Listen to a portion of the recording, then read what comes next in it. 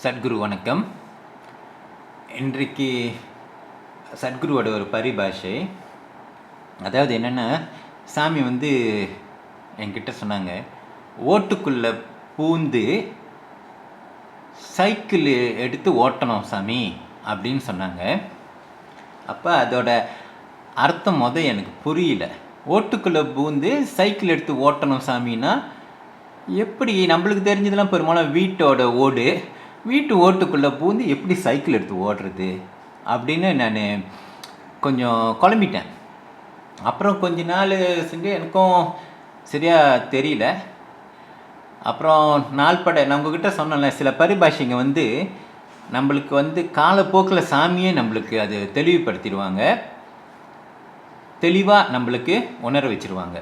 அப்படி இருக்கக்குள்ள இந்த ஓட்டுக்குள்ளே பூந்து சைக்கிள் எடுத்து ஓட்டணும் சாமி, அதோட விளக்கம் எனக்கு ஒரு 7-8 மாதத்துக்கு முன்னே சாமி கனவுல வந்தாங்க. கனவுல வந்தோம் அதே தான் சொன்னாங்க. அப்போ அதோட விளக்கத்தை ஓரளவு அவங்க காட்டிட்டாங்க. எப்படின்னா, கனவுல என்னை அவர் ஒரு சைக்கிள் எடுத்து கொடுத்து, இந்த சைக்கிளில் நீ ஓட்டிகிட்டு போ அப்படின்னு சொன்னாங்க. சரி, அப்புறம் எனக்கு அது முழுப்பு வந்தோடனே எனக்கு அதுக்கான விளக்கங்கள் எனக்கு நல்லா தெரிஞ்சிருச்சு. அது என்னன்னா, நம்ம உடலில் நம்ம ஓடுன்னு சொல்கிறது தலை, மண்டை ஓடு இதை தான் நம்ம பெரும்பாலும் சொல்லுவோம். மண்டை ஓட்டை பார்த்தியா, அவங்க மண்டை ஓடு அப்படின்ட்டு. ஸோ இந்த மண்டை ஓட்டுக்குள்ளே நம்மளுக்கு இருக்கிற அந்த மூளையை கொண்டு, அந்த மூளை தான் நம்ம சிந்திக்க வைக்குது. அதுதான் நம்ம அறிவுன்னு கூட சொல்லுவோம். அறிவுன்னு சொன்னால் நம்ம கடவுள் அங்கே வச்சுமா நம்ம அறிவாக வாழ்ந்துக்கிட்டு இருக்கோம் அப்படின்னு தான் அதோட அர்த்தம். இதை நான் நல்லா புரிஞ்சுக்கிட்டேன். அப்படி இருக்கக்குள்ள நம்ம சிந்தனையில் நாம் சத்குருவை, கனகன்பட்டி சத்குருவை வைக்கணும். நம்ம சிந்தனையில் நம்ம கனகன்பட்டி சத்குருவை வச்சுமா இறைவன் நம்ம பக்கம் இருக்கார், அவர் நம்ம கூடயே இருக்கார். நம்மளோட ஒரு செய்கையிலையும் அவரோட பார்வை, அவர் நம்மளுக்கு உணர்த்துவார். இதை நீ செய்யலாம், இதை நீ செய்யக்கூடாது, இதில் உனக்கு வெற்றி இருக்குது.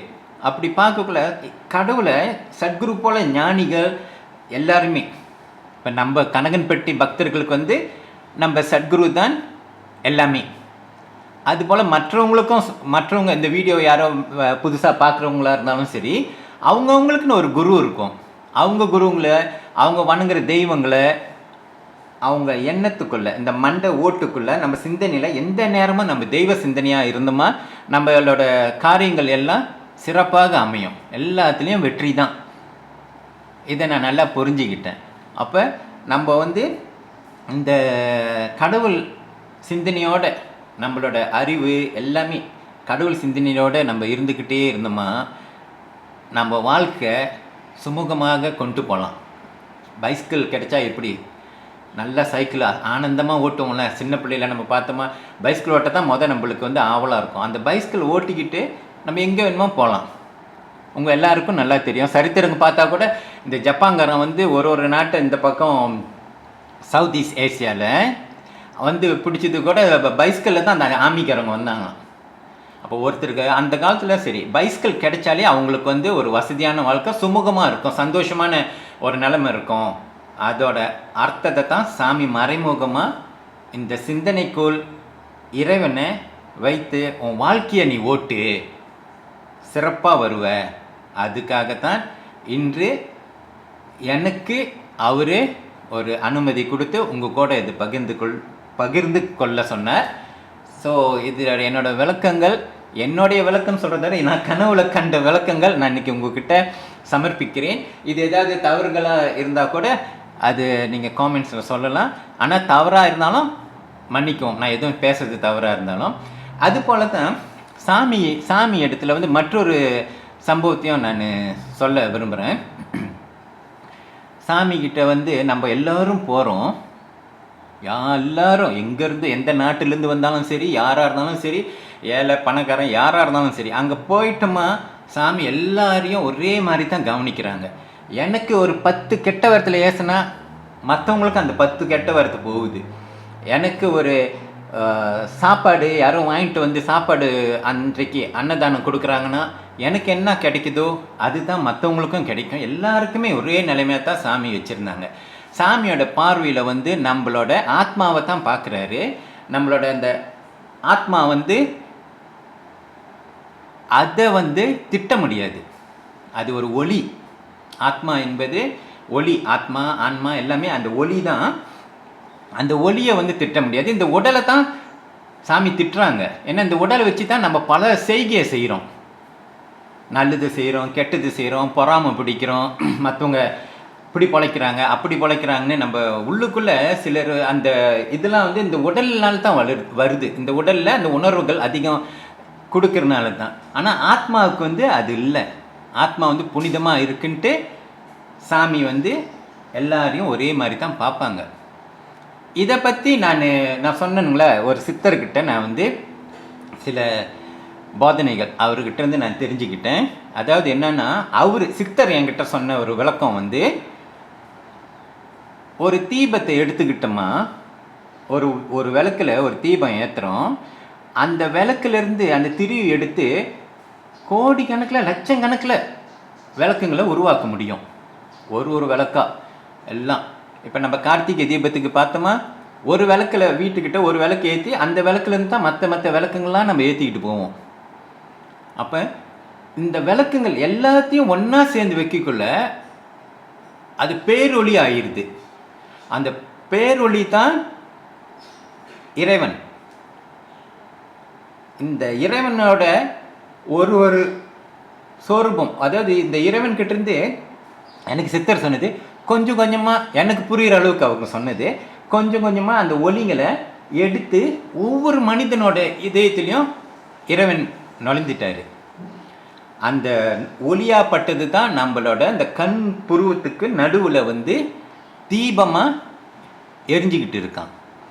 அந்த தீபத்தை அந்த ஒளியை நம்ம காணணுன்னா நாம் வந்து ஆழ்ந்து தெய்வ சிந்தனையாக தியானம் பண்ணக்குள்ள நம்மளோட ஒளியை நம்ம காண முடியுமா அப்படின்னு அவர் வந்து எனக்கு கொஞ்சம் புரிகிற அளவுக்கு சொன்னாங்க. அப்போ இதுவும் உண்மைன்ட்டு கனகன்பட்டி சத்குரு எனக்கு உறுதியாக காட்டிட்டார்.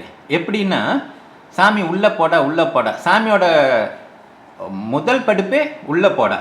அப்போ நம்ம மனதுக்குள்ளே போயிட்டு நாம் இறைவனை நினைக்க கனகன்பட்டி சத்குரு. அப்போ நான் என்னை பொறுத்த வரைக்கும், நம்ம பக்தர்கள் பொறுத்த வரைக்கும் நம்மளுக்கு வந்து கனகன்பட்டி சத்குரு தான். அப்போ அவரை நினைக்க நம்ம உள்ளத்தில் உள்ள அந்த ஒளியாப்பட்டது சாமி என்ன பண்ணுறாங்க, இந்த 2 புருவத்துக்கு நடுவில் வந்து அவரோட உருவத்தை நம்மளுக்கு காட்டுறாரு. இதை நீங்கள் செய்யாதவங்க அல்லது நீங்கள் இன்னும் அனுபவிக்காதவங்க முயற்சி பண்ணி பாருங்கள். சத்குருவை நினைத்து இதை செஞ்சு பாருங்கள். கண்டிப்பாக உங்களுக்கு அந்த உருவம் வந்து இந்த 2 கண்ணு புருவத்துக்கு முன்னுக்கு வந்து நிற்கிறாரு. அப்போ அவர் நிற்கக்குள்ள நம்ம மற்ற சித்திரங்கிட்டையோ மற்ற ஞானிங்கக்கிட்ட போகக்குள்ள அவர் நம்மளுக்கு வந்து நித்திரையில் காட்டுறாரு. நான் இருக்கேன் அப்படின்னு சொல்லக்குள்ள மற்ற ஞானிங்க வந்து நம்மளை வந்து அவங்கக்கிட்ட சிசிய பிள்ளையா ஏற்றுக்க முடியல. ஏன்னா சாமியை வந்து முன்னுக்கு சொல்லிடுறாரு, நான் இருக்கேன் இவங்கிட்ட அப்படின்ட்டு. அந்த காட்சியை வந்து நம்ம இந்த பயிற்சியை சத்குருவை கனகன்பட்டி சத்குருவை நினச்சி பயிற்சி செய்ய சாமி இந்த 2 புருவத்துக்குள்ளே வந்த பிறகு நம்மளுக்கு நித்திரையில் நம்மளுக்கு காட்டிடுறாரு. நம்ம கனவுல நம்மளுக்கு காட்டுறாரு, நீ எங்கேயும் போக முடியாது, நீ எங்கே போனாலும் உனக்கு நான் தான் அப்படின்ட்டு உறுதியாக சொல்கிறாரு. ஆகையினால கனகன்பட்டி சத்குரு பக்தர்கள் அனைவரும் முயற்சி பண்ணி பாருங்கள். ஒரு அற்புதமான ஞானம் உங்களுக்கு எல்லாருக்கும் கிடைக்கும். கண்டிப்பாக சத்குரு உங்களுக்கு வழி நடத்துவார். இதுதான் இன்றைய தகவல். எனக்கு அனுமதி இன்றைக்கு இதை சொல்லு அப்படின்னு கனகன்பட்டி சத்குரு பகவான் ஞானவல்ல நம்மளுக்கு கொடுத்துருக்கிறார். ஆகையினால எதுவும் தவறுகளோ வார்த்தைகள் எதுவும் புரியாமல் இருந்ததுன்னா மன்னிக்கவும். மீண்டும் அடுத்த வீடியோவில் உங்கள் அனைவரையும் சந்திக்கிறேன். நன்றி, வணக்கம். சத்குரு வாழ்க. கனகன்பட்டி சத்குரு பக்தர்கள் அனைவரும் சிறப்பாக வாழ்க. நன்றி நன்றி.